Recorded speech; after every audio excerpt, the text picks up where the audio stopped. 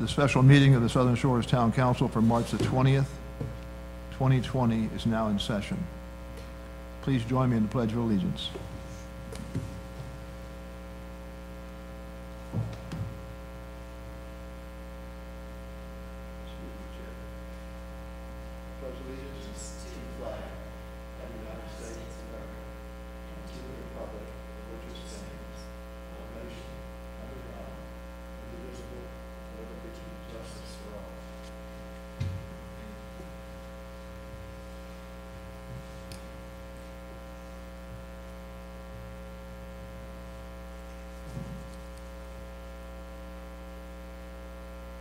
I'll just briefly address the,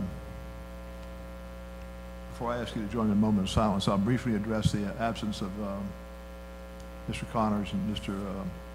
Holland. They agreed not to, they indicated they would not attend the meeting because they, in Leo's case, recent travel to Indiana, I believe, and in Jim's case, he wasn't sure whether he'd been exposed to it or not on some of his trips to back and forth to Currituck. So they're not going to be here with us this afternoon. Before I ask you to join me, I want to share a few thoughts with you. We are in uncharted waters. Leaders at the county and town level are meeting daily to discuss measures we should or should not take to address this coronavirus issue. Our primary concern is for the health, safety, and welfare of our residents, and of course, of our visitors. We're trying to take measures that address these concerns. I would ask that all of us follow the advice and guidelines that have been presented to us. I'm particularly concerned about our residents here in Southern Shores, many of whom are in that more vulnerable age group, which I'm proud to say I'm part of. Please join me now in a silent prayer for all of those on the front line in trying to combat and ultimately control this crisis. Thank you. The specific, let's take a minute and have a moment of silence. Thank you.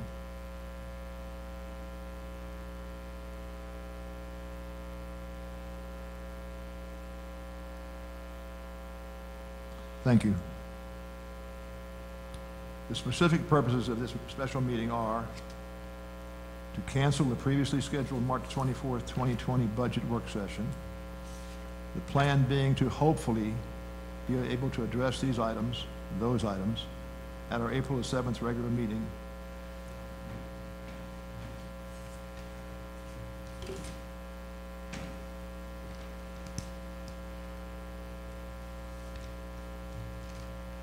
Secondly,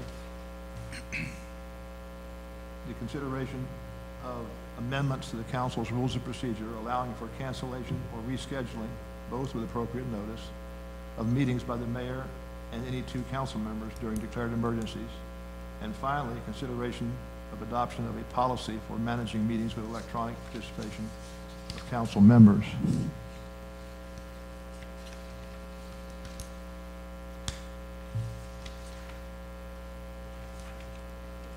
Council, I would recommend that we address each of these items separately.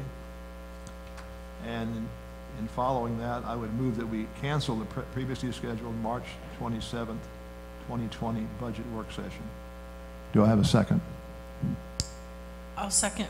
Just a slight correction. It's March 24 was our scheduled budget work session. That's what's written here. I apologize. That's okay. March 24th. I have seconded. Thank you, Elizabeth. Thank you for the second. Any discussion? None for me. All right, thank you. All in favor indicate by saying aye. Aye. Aye. Motion's made and carried, Sheila, to cancel the March 24th budget work session.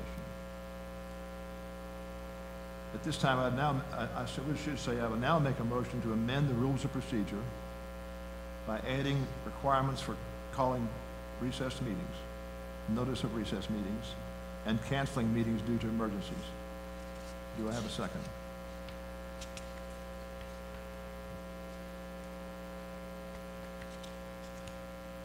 The text of that is the second amendment. That's it. Second.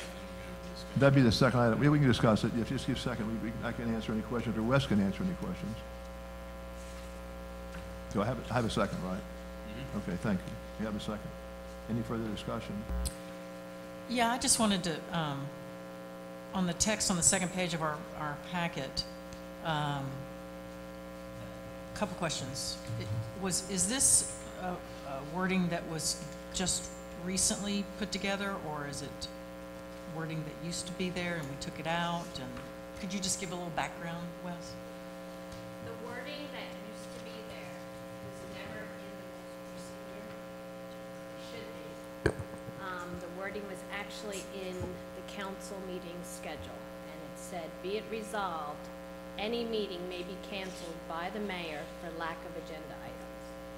That whole clause was removed. So we have no means of canceling any meeting, including for lack of agenda items or something like this, without having a meeting to cancel.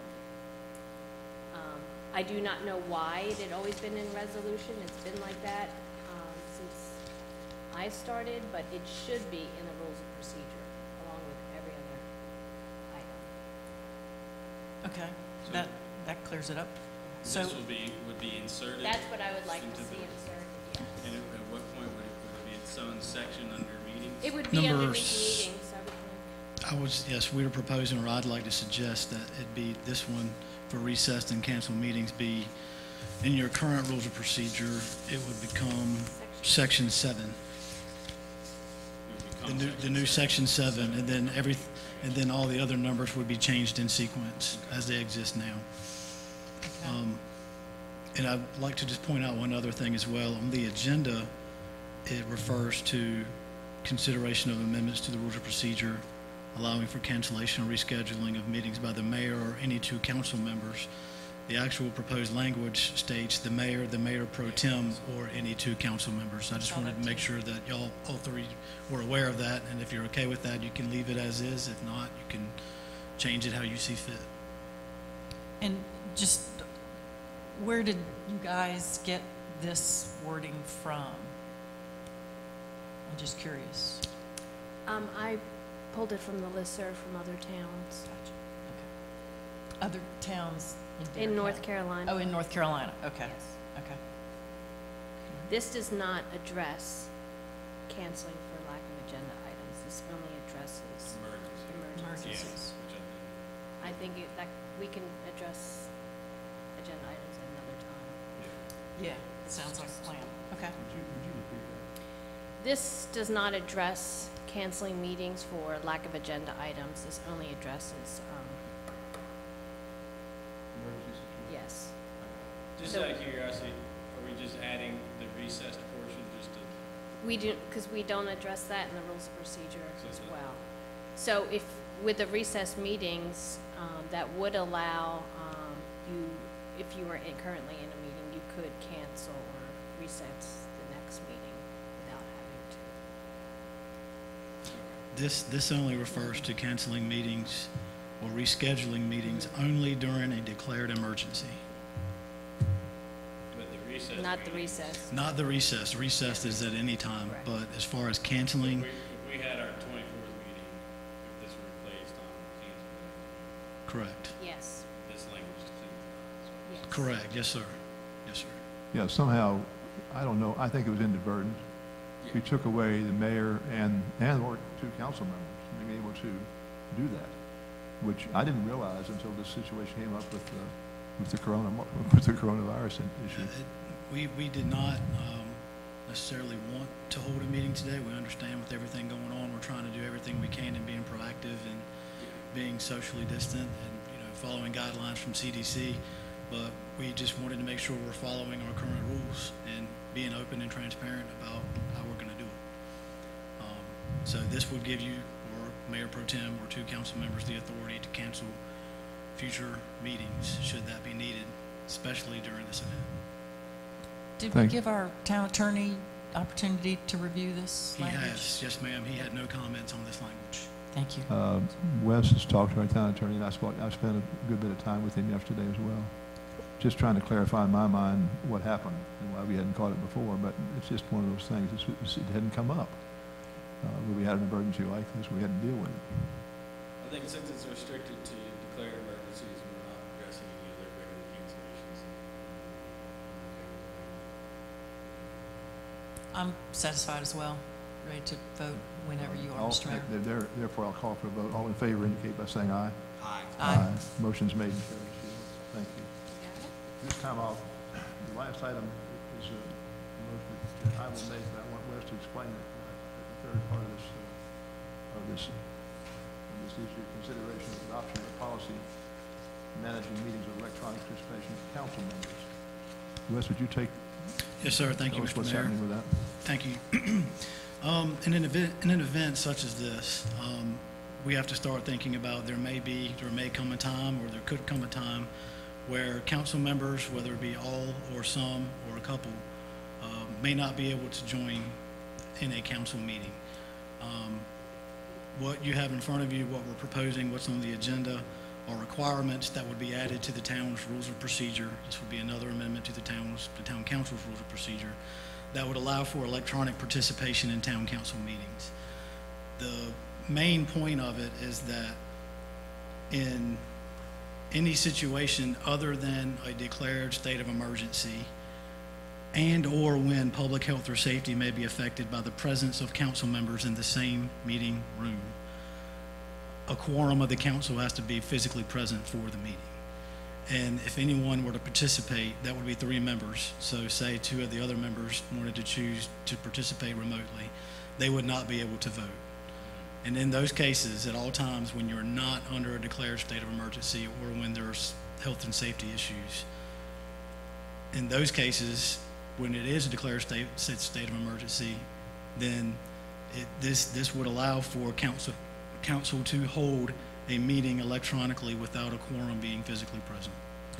Would that format be video conference? We are looking into all this right now. We're thinking that the best and easiest way to do it, especially in order to try to make sure that the public can participate and are afforded an opportunity to speak during public comment, is via Zoom or Skype or some other app. We're currently researching this in the event that we do need to use it. So we're going to explore whatever options we have, and if and when that event does come up where we need to utilize this remote participation, we will have that, and we'll try to announce it well ahead of time, so folks will know that there's already a plan in place, that's how it would be handled. I do want to clarify one thing in the language on number 11. The third line where it states the council may meet electronically pursuant to this policy, I would recommend and suggest that we remove this policy and say these requirements, because we are recommending that these be part of your rules of procedure, and I would recommend that this be added as section 8 in the rules of procedure, which would come under the newly created 7 that you all just approved prior to this agenda item. If we don't add it to the rules of procedure today, can we still operate under it? That's another good question, and I'll just say that we've been in contact with the town attorney. We have been looking and reviewing the School of Government's advice and consultation on this subject, and I'll just refer to one section of a blog post from Freda Bluestein from the School of Government, where she did, the post is titled Remote Participation in Local Government Board Meetings. And there was a bulletin that concludes that until the North Carolina legislature or courts explicitly address the issue of remote participation, city and county governing boards may be vulnerable to a legal challenge if a member who participates electronically casts a deciding vote or is necessary to establish a quorum. The town attorney has also concluded that there is some risk should you do that. So basically, I guess to answer your question is, it's unclear right now from my understanding. But I think you could not take any action today if that's what you wanted to do. But at the same time, I think it's being proactive and at least putting something in place that it could be followed in the event that we need to institute remote participation. And then take our chances on it later, if we have to. Correct. But actually codifying it. this would be this language would be inserted into the rules of procedure. But the main point is that, I mean, the School of Government and the town attorney conclude that holding a meeting with a quorum present and then two participating remotely that can't vote, there isn't really much uncertainty there. It's been established that can occur. It's the uncertainty when the question of risk comes into play is when you have a meeting without a quorum physically present and everyone is participating remotely. That's where there's possibility of risk and there's still some uncertainty with respect to the legislature and the courts. So, go ahead. If this is added to rules of procedure today, and we have a meeting in April when we vote on budget issues digitally, That could be subject to it doesn't really matter if it's actually in the rules of procedure. I think Terms of protection. I mean, by having requirements in your rules of procedure that address these type of situations is recommended. And like I said, the risk, where the most risk would be involved is when there is no quorum present. Ideally, we would try to have a quorum present in this room, and we would broadcast live the meeting taking place here, and the other two participants can participate via Skype, Zoom, Facebook Live, whatever. We could also broadcast live the meeting so that we don't currently have the capability with our cameras and equipment that we have now to live broadcast. Right now, we only have the capability to record and then post a link. We're going to look into that, but if we were to have to do it, let's say in the next month or two, and wanted to broadcast live, we would probably have to go to Facebook Live or Skype or something like that in order to accommodate the public.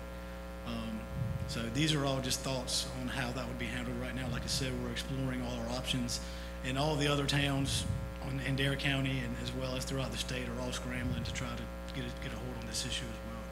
Has anybody adopted something similar to the procedure? I sent an email to the managers in Dare County yesterday asking if anyone had a policy or requirement in place. They did not. This language was suggested by Town Attorney Ben Gallup. They had a copy. This was used, I think, with the school board, and it was used within their firm. We modified it according to statutes that apply to cities, as well as, obviously changing the specific language from board to council. But as much as possible, this would be in compliance with the remote participation requirements and statutes. And like I said, Ben reiterated that there's risk involved should you choose to have a meeting without a quorum physically present. And then, but I only have two concerns. One is us taking action without full council, this kind of thing. I do see the reason for it. And I don't see any provision for public participation in this language. Now that it can't be added later, we know we need to put it in this. Like I said, it would be our intent, and we only foresee having to when a quorum would not be present in this room would be in some sort of catastrophic event, when it would be impossible for a quorum to be physically present in this room. And in that case, assuming there were electricity, we would try to broadcast live and try to do whatever we can to make sure that the public would have access and to be able to view and possibly participate in the meeting. If they couldn't participate and it's scheduled in advance, we would try to get the word out. One way to try to get the word out is anyone could submit public comments to the town clerk prior to the meeting, and the comments could be read during the meeting by the clerk or the mayor. That's another possibility as well.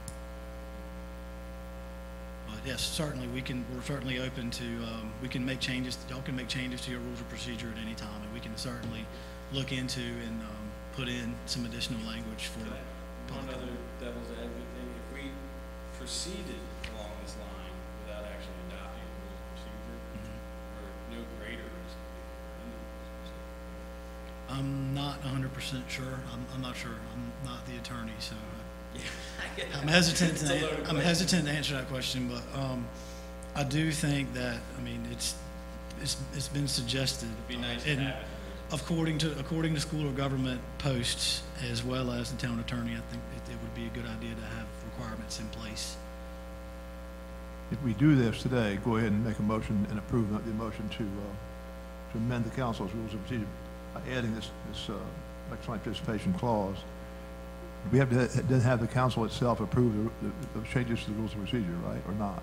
This would be, no, This would be sufficient. this would be sufficient, and we would insert this language into, Can we amend the motion that it carries for a 60-day period upon it has to be renewed by the full council in 60 days? Is that overcomplicating it? I don't mean to. You can Yeah, just add it to the agenda. yeah, I mean, I would say if you could just, you could go ahead and vote to approve it if that's what you're inclined to do. And then if you have questions about it, or if you want to discuss it again with the full council, we'll just add it to a future council meeting agenda. This was prepared and put on this agenda for this special meeting, not knowing when we're gonna be able to, when this body will meet again. We don't know, given the circumstances in this situation. And this was just a way to put something in your rules of procedure that at least establishes some sort of requirements for what you all should try to follow in this type of situation if you utilize remote participation. Would you all have an issue if I put like a 90-day sunset on this, and the full council revisits in 90 days?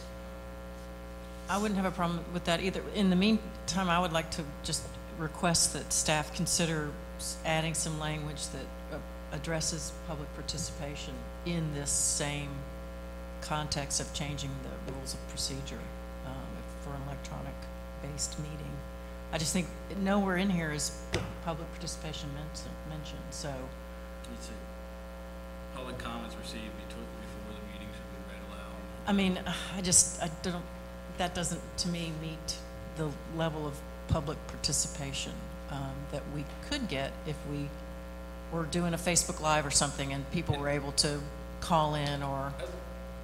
And maybe I wasn't clear on one thing. And yes, absolutely, we can do that. In the event that there would be still a quorum present, and then 2 members participate remotely, and we would broadcast live, we can't refuse, we can't close a public meeting. Folks would still have an opportunity to come to this site or wherever a meeting is held and provide public comment. That's if they're able to get here.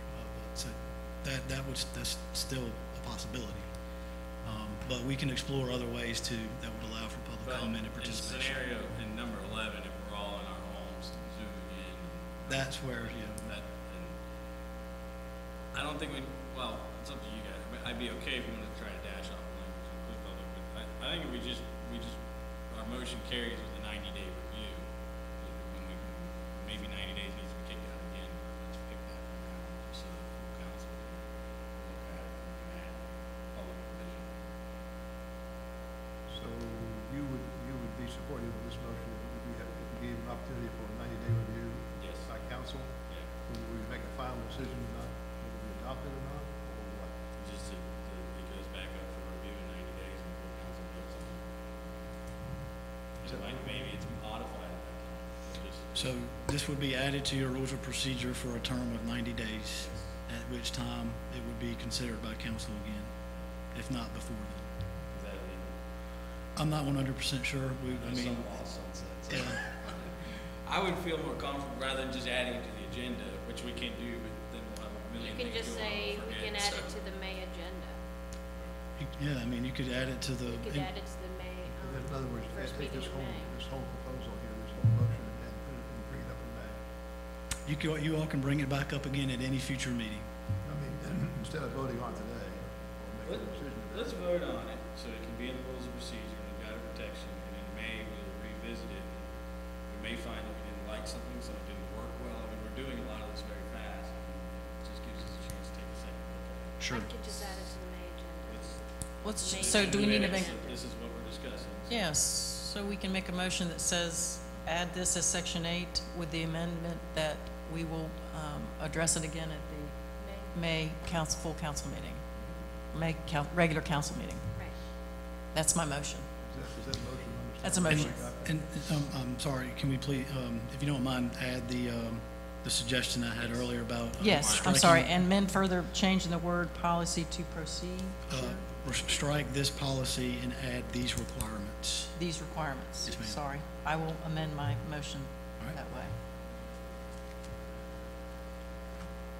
So Tom had a motion on the floor. We can Table that motion. There was a motion with those amendments, those modifications we just talked about, I think. Yes. All right, I'm ready to vote. I need a second to that modified motion. Second. Any further discussion? All in favor of approving the motion as presented, as modified, as indicated? Aye. Say aye. Aye. Motion's made and carried. Is there any further business? No, sir. If no further business, I'd make a motion that we adjourn the meeting. Do I have a second? I'll second. All in favor? Aye. Meeting's adjourned. Thank you. Appreciate you coming out today. A lot of pressure not to go anywhere. Mark, good to see you. I'm not gonna come give you a big hug or anything. Hope you don't mind. Oh, boy.